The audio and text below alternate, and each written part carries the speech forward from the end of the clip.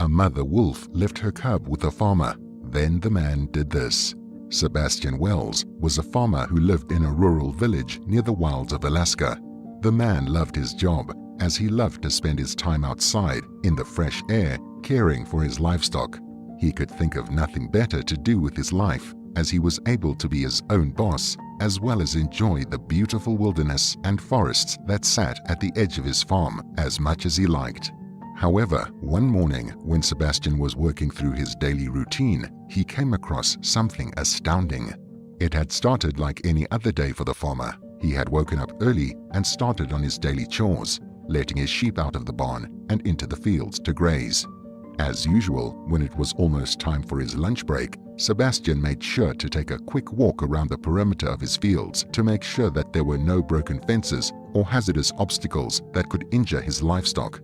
On this particular day, though, he came across something incredible. Sebastian had been walking by a fence near a section of the woods that backed onto his property when he began to hear a strange noise, almost like a dog whimpering. Curious, the farmer crept closer to the sound, only to discover a small wolf cub hidden amongst some overgrown grass.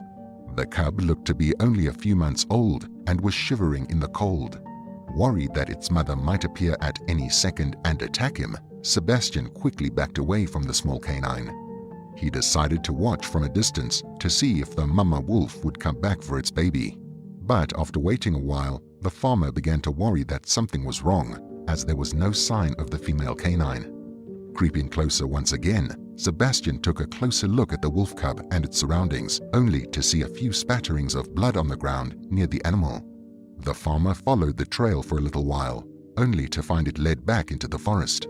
It looked like the injured female wolf had abandoned her baby, and a confused Sebastian returned to the cub in order to figure out what to do next. Knowing that the animal would perish if left alone, as it was too young to fend for itself, the farmer decided to pick the wolf cub up and take it back to his home. At first, as the man approached the frightened canine, it began to growl and snap at him. However, after some careful coaxing by the farmer, the wolf was soon in his arms, and the two were on their way back to Sebastian's home. Once inside the warm house, Sebastian finally noticed just how cold the cub truly was. It was shivering non-stop. Wanting to help the poor animal, the farmer quickly took it over to the fire that was burning in the hearth. He also grabbed some old blankets and wrapped the wolf cub up in them to help try and warm it back up. Once the animal's shivering had subsided, Sebastian thought that it must be quite hungry. Not knowing what else to feed it, the farmer simply got some cooked meat out of his fridge and gave it to the small wolf. However, the cub simply turned away from it.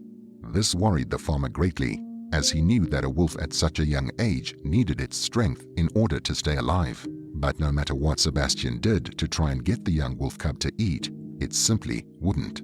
To make matters worse, as the night wore on, the cub seemed to come down with some sort of fever.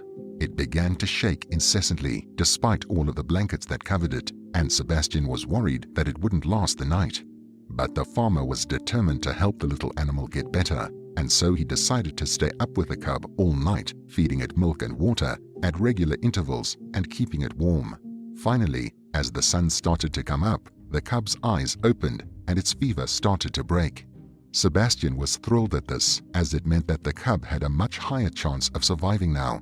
Throughout the day, the farmer made sure to keep an eye on the cub and took it with him as he went about his chores on the farm. As the wolf began to feel better, it began to eat more as well. As the week went by, the young canine was soon back to its full health and bouncing along with the farmer as he completed his chores on the farm. But even though Sebastian had become quite attached to the young wolf, he knew that he could not keep it. It was still a wild animal and not a household pet. Knowing what he needed to do, Sebastian decided to take the cub into the nearby forest one day in the hopes that the animal would find its mother. The farmer reluctantly left the cub in the middle of the forest and watched as it darted off into the trees, seemingly following a scent. Sebastian smiled, glad that he was able to help the creature, before turning around and heading back to his home. Later that night, however, as Sebastian was reading a book on his couch, he heard a pitiful cry. He quickly ran to his front door, only to find the wolf cub sitting in front of it. Confused as to why the animal was back, the farmer led it inside and began to check the animal over to make sure that it was okay. Thankfully it was. However, it did seem quite nervous. Worried about what had happened in the forest, the farmer decided to let the young wolf cub stay at the house for the night, whilst also making up his mind to find out what had happened the next day. When morning finally arrived, Sebastian took the young wolf cub back into the forest in an effort to once again set it free. But instead of running off into the trees again, the cub slowly began walking forwards, checking back every few seconds to see if the man was following it. Curious as to what the cub wanted, Sebastian decided to follow the cub as it was clearly trying to lead him somewhere.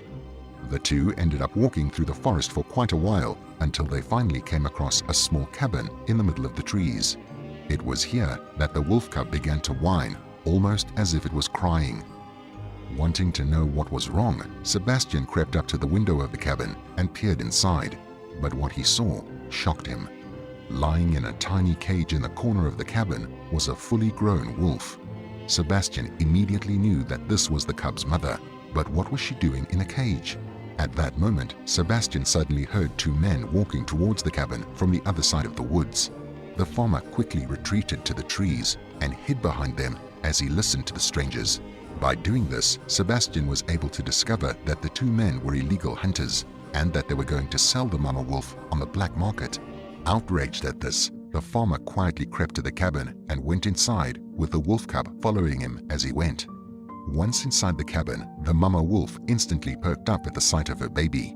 Knowing he didn't have a lot of time, Sebastian quickly opened the cage in which the female wolf was trapped and ushered her outside, careful not to agitate her as he didn't want to be attacked. Once outside, the man noticed just how injured the mama wolf was. She couldn't put one of her paws on the ground, and there were a few spots of blood on her fur. The farmer knew that he couldn't leave the two animals to the mercy of the hunters. However, only a few hours later, there was an angry knock at Sebastian's front door. Concerned about what could happen, the farmer grabbed his rifle before opening the door to see the two hunters he had discovered earlier.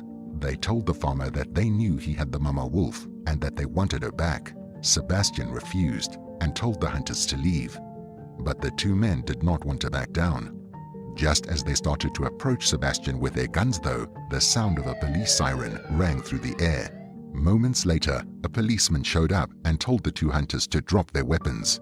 The men did as they were told and were quickly arrested. It turned out that Sebastian had called the police after discovering the two poachers, as he wanted to make sure that no other innocent animals were injured for their gain. Before long, the two hunters were imprisoned for poaching. Thankfully, it didn't take long for the mama wolf to heal once she had been seen by a vet, and once she was fit and healthy, Sebastian released her back into the wild with her baby, where they lived out the rest of their days in peace. What a beautiful story. Let me know what you thought about it in the comments below, and don't forget to like and subscribe for more amazing tales.